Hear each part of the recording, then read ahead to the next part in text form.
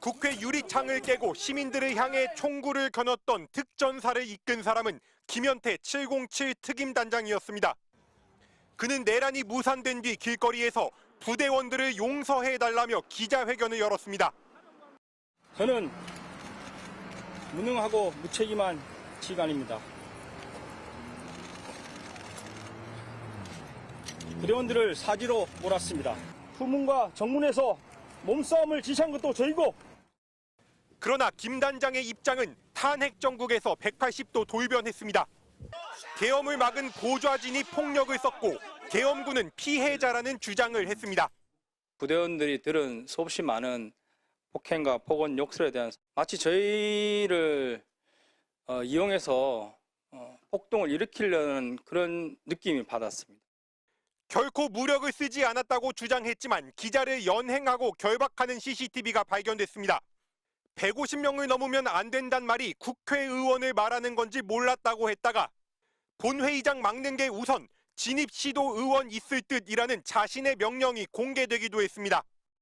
김 단장은 결국 특전, 방첩, 정보사령관과 같은 내란 중요 임무 종사 혐의로 재판에 넘겨졌습니다. 김 단장에 대한 징계위원회를 연 국방부는 김 단장에게 가장 무거운 징계인 파면 처분을 내렸습니다.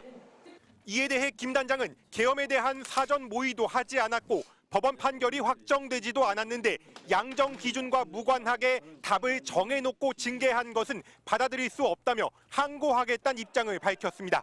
MBC 뉴스 손하늘입니다. 12.3 비상계엄 당시 국회의사당 유리창을 깨고 국회에 침투했던 김현태 전 특전사 707 특수임무단장이 파면됐습니다. 국방부는 12.3 계엄 당시 국회, 중앙선관위 봉쇄에 관여한 혐의를 받는 김 전 단장 등 대령 4명에 대해 법령 준수 의무 위반, 성실 의무 위반 등으로 중징계를 결정했다고 밝혔습니다. 김현태 대령은 계엄 당일 병력을 이끌고 국회 봉쇄와 침투를 주도한 혐의를 받습니다. 비상계엄 직후에는 기자회견을 자처해 반성한다며 눈물을 흘리기도 했지만 이후 국회와 헌법재판소 등에 나와 진술을 뒤집으며 태도를 바꿨습니다.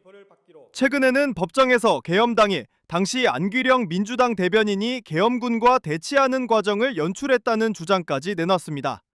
근데 이제 나중에 와서 다른 부대원들 이야기 들어보니까 그 안기현 대변인이 처음에 나타나서 이제 덩치가 큰 보디가드들을 데리고 왔고 또 촬영 준비를 해서 직전에 화장까지 하는 모습까지 봤다고 합니다.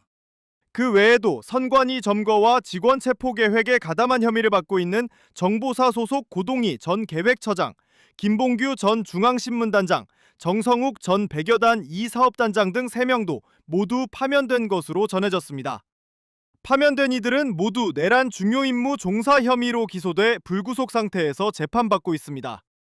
파면은 중징계 중에서도 해임보다 높은 최고 조치로서 군적 자체가 박탈되고 군인 연금 수령액도 절반가량으로 줄어듭니다. 김현태 전 육군 707 특수임무단장이 비상계엄 사태 이후 지원했던 해외 연수자 선발에서 불합격한 것으로 확인됐습니다.